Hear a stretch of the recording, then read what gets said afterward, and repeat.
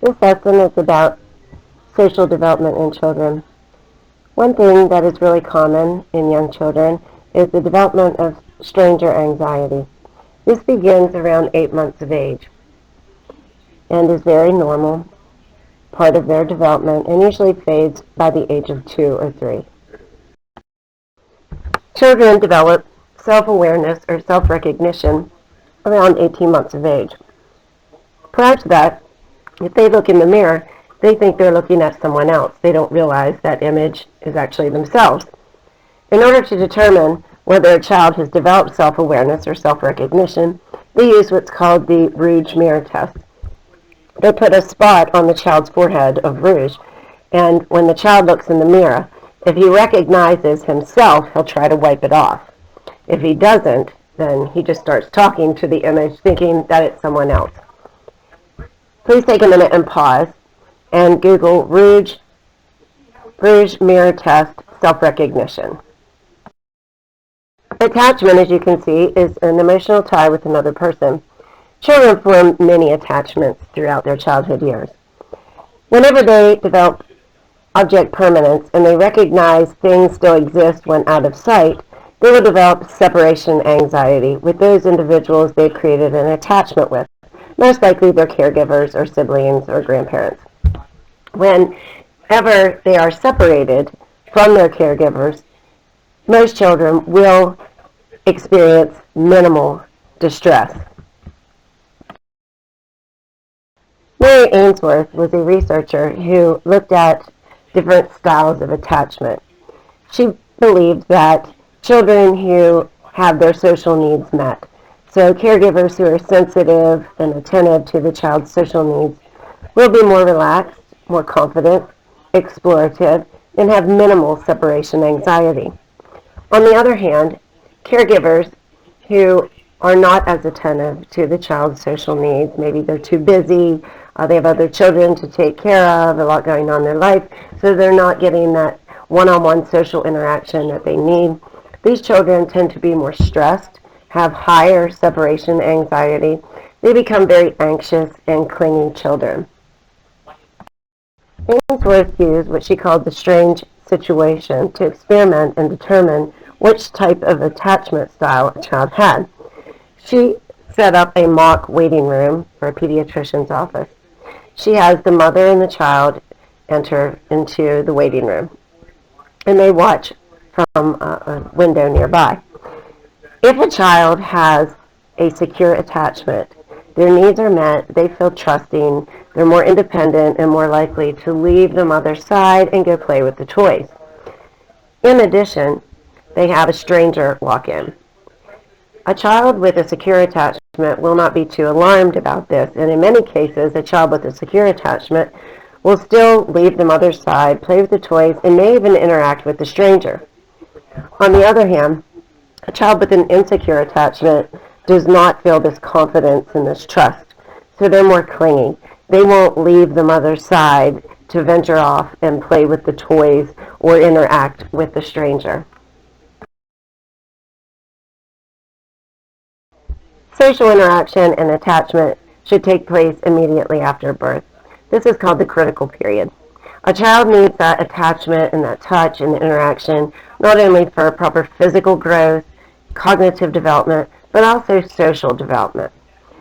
Children who are deprived of this attachment, touch, and interaction tend to suffer later in life socially. Konrad Lorenz, as you can see at the bottom left, he identified that there are certain animals that hatch from eggs that form this attachment, which is he called imprinting, immediately after birth. The first thing that they see, or person or animal that they see, they become attached to and start to follow that person or object or animal around, ignoring the mother. It was once believed that animals did not need this touch and attachment and interaction, that basically they would just want their physical needs met. So Harry Harlow actually did an experiment where he took young monkeys away from their mother immediately after birth. He provided the monkeys with 2 surrogate mothers. One, a wire mother that had no possibility of that touch and attachment and comfort, but that mother, the wire mother, could provide the monkey food. The other surrogate mother was a cloth mother that could not provide the monkey food. Harlow believed that the monkey would just focus on the mother that could satisfy his basic needs and feed him. He was completely wrong. The monkey spent the majority of his day clinging to the cloth mother, craving that interaction and that touch. These monkeys who were deprived of that social interaction immediately after birth and not being able to interact with others, this had a profound effect on them when they grew up. They were very, very fearful of any other monkeys that were larger than them and became very cowering. But they became very aggressive to their offspring. Many of them killed their offspring when they were allowed to reproduce, and just lost the ability to interact with other monkeys appropriately. And we find this also to be true with people. Children who are deprived of this attachment and interaction have an impairment also in their social development. Later in life, they're more prone to negative behavior problems as well as substance abuse. Erik Erikson believed that we go through a series of social development stages. He called them psychosocial stages. There are 8 of them. And with each stage, there's a crisis or a conflict that should be resolved. If it's not resolved, that'll cause a flaw in our personality later in life. 4 of those we're going to talk about in this lesson because they occur in childhood. The first would be from birth to about 18 months of age, 2 years of age, and he calls this stage trust versus mistrust. Babies basically have to have somebody take care of all of their needs. A baby cries when it wants to be fed. A baby will cry when it wants to be held or it needs its diaper changed. And if a child has those needs met, they will be trusting when they get older. They've learned to trust and rely on someone else. Babies who do not have these needs met in a timely fashion may grow up to be very mistrusting of others in their life.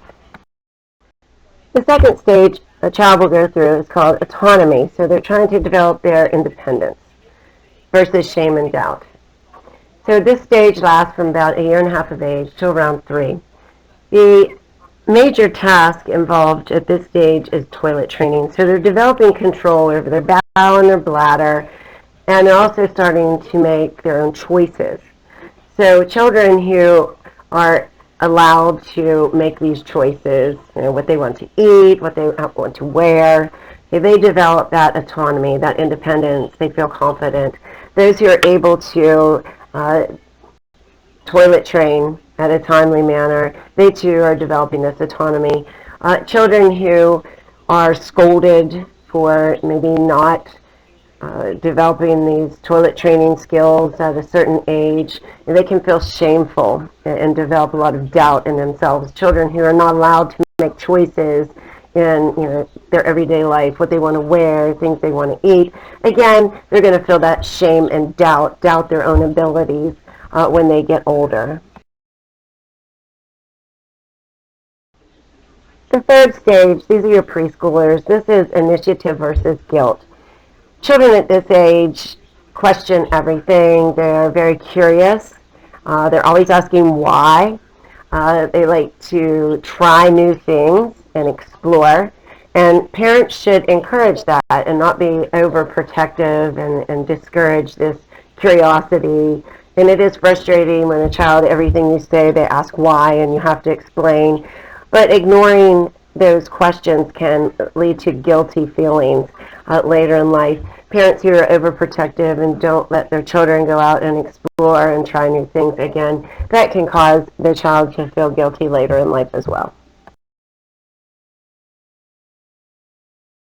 The fourth stage, industry versus inferiority. This is the elementary school child. So as well as parents, now you have peers playing a strong role in influencing the child. Teachers are very important to children at this age. They want to feel like they're competent and developing friendships with their peers, doing well in school, on projects, and so forth. Parents should definitely make a point to put children's, accomplishments on the fridge, recognize things that they've done, and encourage that industriousness. If they fail and they don't feel successful, whether it's with their peers or in their schoolwork, they're scolded by teachers, they develop this inferiority as if they're not as good as everybody else. Next thing we're going to look at are different parenting styles. Diane Baumrind believed that the social interaction that you have with your parents can impact your self-concept, so how you feel about yourself. We're going to look at 3 different parenting styles. I will talk about how a parent would act if they had that parenting style and how it affects a child being raised in that type of home. First of all, an authoritarian parent. These are parents who have a lot of rules, a lot of regulations, and they have a lot of consequence that go along with those rules. They believe children should be seen and not heard. Don't ask why, just do what I say. They expect obedience. They are very distrusting. These are parents who may try and look at their children's cell phones when they go to sleep because they don't trust what they're telling them. They want to see what's really going on with the child. Children raised in this type of home tend to be very good students. They tend to be very law-abiding children, follow all the rules, and it's because they have so much consequence and so much pressure at home that they don't want to face the punishment if they do something wrong. Children are not very competent raised in this type of home. Although they're good students and they do follow all of the rules, they are always being told what to do, so they're not your leaders. They just kind of take a back seat. They don't feel really confident. They're not used to decision making in this type of environment. The opposite of an authoritarian parent is a permissive parent. A permissive parent really has no rules or regulations. They want to be their child's friend. They want to give their child whatever they can. The child is basically in charge. You can always tell a permissive parent if you're having a conversation and their young child is trying to interrupt. They will immediately ignore any other adult or whatever conversation they were having to attend to the child. Instead of teaching the child patience, saying, I'm having a conversation, just wait a second, they drop everything and cater to the child.